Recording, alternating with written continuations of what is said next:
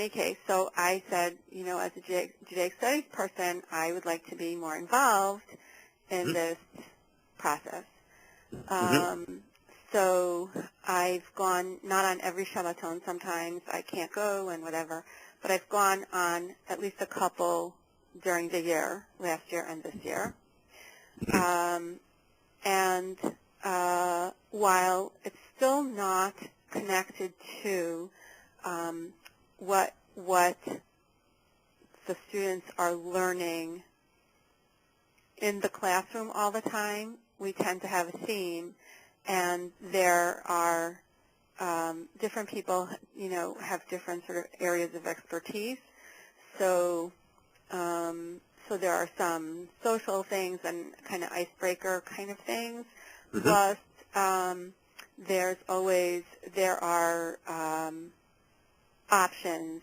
For instance, Shabbat Mincha, there's always an option to do traditional tefillah, or to do meditation, or to do Iyun Parshat HaShavua kind of thing, Iyun HaParsha. In the morning, we started last year and we're doing this year, this is the all high school Shabbaton. We have separate ones for each grade, 8th through 12th, I think, and then one that's all high school.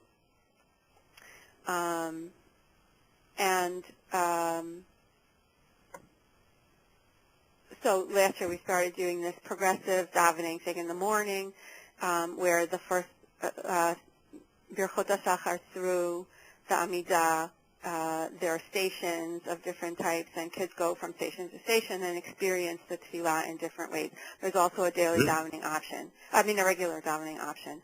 And then everybody gets together for Torah reading to the end of the service. So my job is, you talked about people who come and don't have jobs. So my job is always the Iyun Tefillah, not always, but most of the time, Iyun Tefillah, I do the discussion things, the study, the text study pieces. So that's how that has developed. I'm the only one from the department who's gone. Part of that is because of the makeup of the Judaic Studies department. I think it would be difficult for most of the people in that department to go away. They're not young.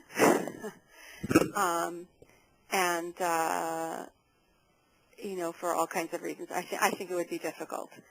At least to go to this one, which is at a camp, which is far and whatever. I don't know how they might be able to do it on a regular one, which is more at a hotel and things like that.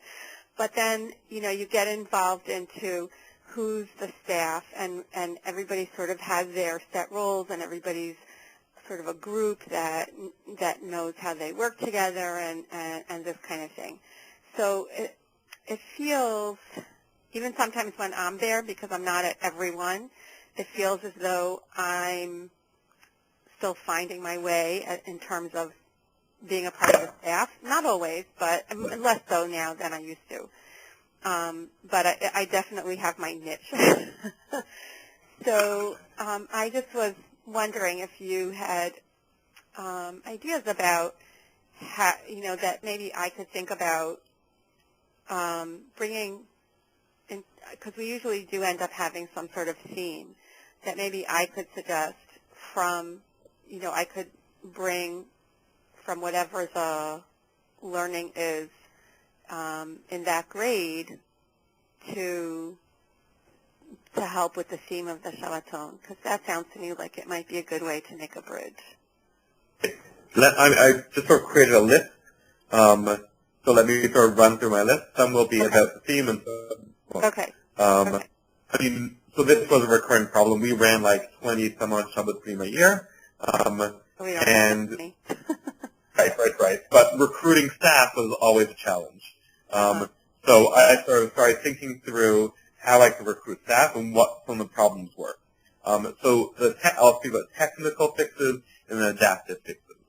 As a technical piece, I ensure that our site had staff-friendly like places for them to stay. So while the kids stayed sort of up the hill in a dorm, the staff were in this pretty grungy, but like, you know, more hotel room type space. That's number one. Number two is we always invited families. And that meant that a teacher could come with their spouse, with their kids, things like that.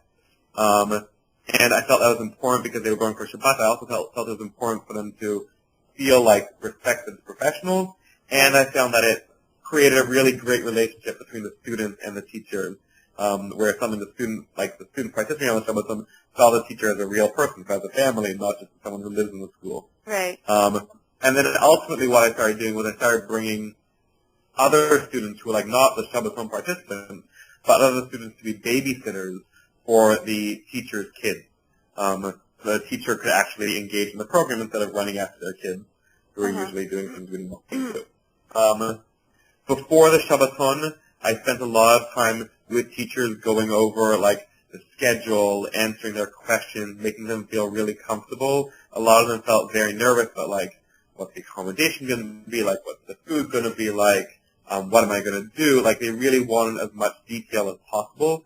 So I spent a lot of time alleviating their concerns with things like that. It sort of reminded me of like parents before I took kids to Israel who wanted to know every detail and would go over details like that. I made accommodations for teachers and food to make sure that the food was like, you know, something that they could and would eat. And sometimes I brought up special food for teachers. Some teachers I allowed to drive instead of taking the bus, especially, I mean, I made sure I had coverage on the bus, but like allowing them to do that. I would often bring, teachers are creepy, right? Teachers form friends within the school, and I would often like encourage friends to come together. So like, you know, two teachers who I know are really good friends, I tell them to come together, and that made it easier for them. And I always made sure that the students gave the teacher some kind of chupar, like something before Shabbat, some chocolate or something like that, so the students were telling the teachers how appreciated the teachers feel. Then, in terms of like actual content, so making sure the teachers actually have a role, I did two things. One is that I created a time or 2 time slots in every Shabbaton where it was what I call teacher electives. I will probably change the name today, but now I don't remember what university it was, but the last lecture, does that ring a bell? What? Anyway, the last lecture. Oh. Here's the idea. The idea I felt was that, you know, our Tanakh teacher is a great Tanakh teacher, but probably has something that he or she really wants to teach. So I would say, you know, this is your 45 minutes, this is your hour, this is your time to do something that you wouldn't usually have a chance to do. And we had teachers do all kinds of things, like share pieces of themselves. And I said, the criteria needs to be, it should be something that you should be interested in and something that you think our kids will come to. So the kids could then choose between 5, 6, 7, however many teachers there were, could choose between those options. They had to go to one of them. And the teachers felt that they were actually doing something for, you know, at least for that hour, they had a role. So teacher electives, it wasn't related to a theme, so I didn't, you know, box the teachers in and say you have to teach about Gemilut Chasadim. I mean, they could teach or run whatever kind of activity they want to do. And then I found other roles like giving Divrei Torah, Tehillah, things like that. That was like the basic level.